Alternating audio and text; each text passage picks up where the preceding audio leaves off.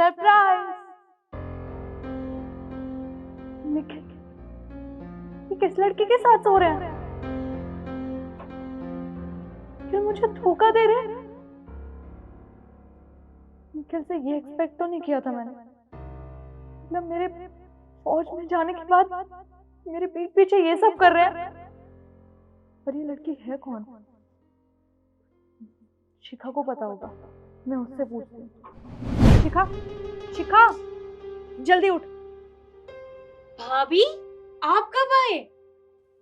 अरे मेरी छोड़ तू, पहले तो मुझे एक बात बताइयो, बिल्कुल सच सच, तेरा भैया का किसके साथ अफेयर चल रहा है?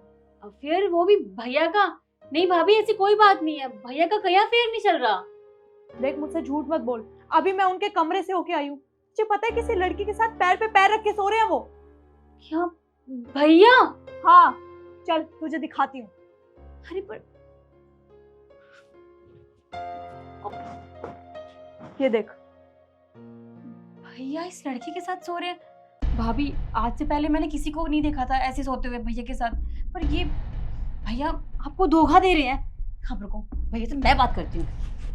एक मिनट रहने दे, अब जो भी सच्चाई है ना तेरे भैया की, वो अपने मुंह से ही बताएंगे। चल बाहर। सही कह रहे हो आप, चलिए।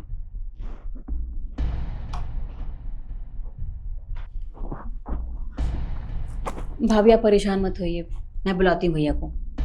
भैया, भैया बाहर आओ। क्या हुआ? बाहर आओ तो सही पहले। पागल हो गई है क्या? इतनी सुबह सुबह आवाज क्यों लगा रही है? जाके देखना ही पड़ेगा। और तुम बाहर मत आना, समझी? जब तक मैं ना बुलाऊं।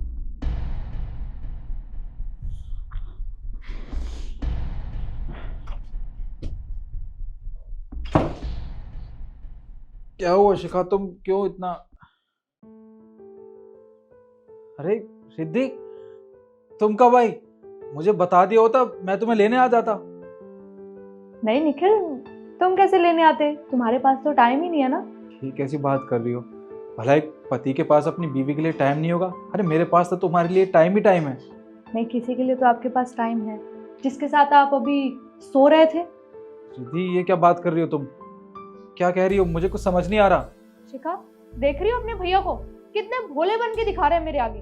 अभी किसके साथ सो रहे थे बेडरूम में? मैंने सब कुछ देखा है। देखो, जब तुम्हें सब कुछ पता ही चल गया है तो अब तुमसे सच्चाई छुपाने का कोई भी फायदा नहीं है। वो मेरे बेडरूम में मेरे साथ मेरी ऑफिस की एक कलीग है जिसका नाम शालू है। तुम्हारे पास तो मेरे लिए टाइम ही नहीं था। तुम वहाँ फौज में थी, मैंने तुम्हें कितने फ़ोन लगाए पर तुम हमेशा बिजी रहती थी। तो बस मुझे भी तो कोई चाहिए था ना जो मेरा ध्यान रख सके, मुझसे प्यार कर सके। वो मेरे ऑफिस में काम करती थी और धीरे धीरे हम दोनों करीब आ गए और हम दोनों को प्यार हो गया। शादी के 3 साल बाद तुम्हें टाइम की याद आ रही है? हाँ, पर एक बात बताओ, तुम्हें तो अच्छे से पता था ना कि मैं फौज में शादी से पहले से थी। तो मेरी जिंदगी क्यों बर्बाद की? अगर मुझसे प्यार नहीं था, मुझसे शादी नहीं करनी थी तो पहले बता देते। जिस माशूका के साथ तुम सो रहे थे ना अंदर, बुलाओ उसे। ठीक है, जब तुम कह रही हो तो मैं बुला ही लेता हूँ। शालू, शालू बाहर आओ।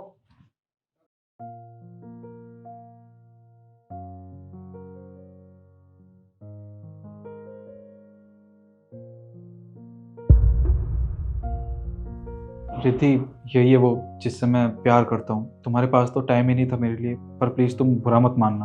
एक बात बताओ, तुम्हें अच्छे से पता है ना कि निखिल शादीशुदा है, फिर भी तुम इस घर में आती हो?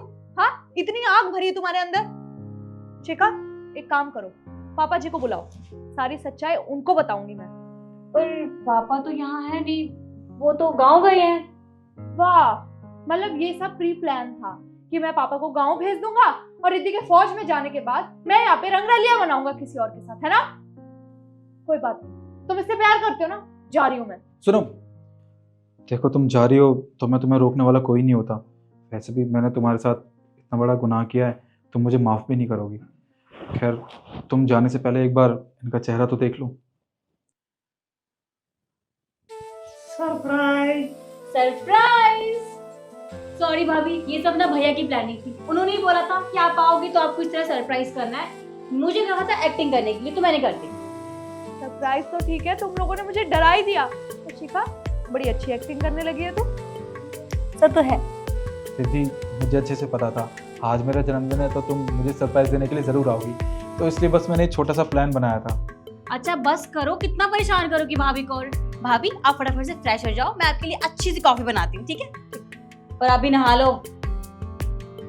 पागल। पापा सच बताऊं, आपने बहुत अच्छी एक्टिंग करी। हाँ जी। आपको ना अवार्ड मिलेगा। अच्छा चलिए हम चाय पीते हैं।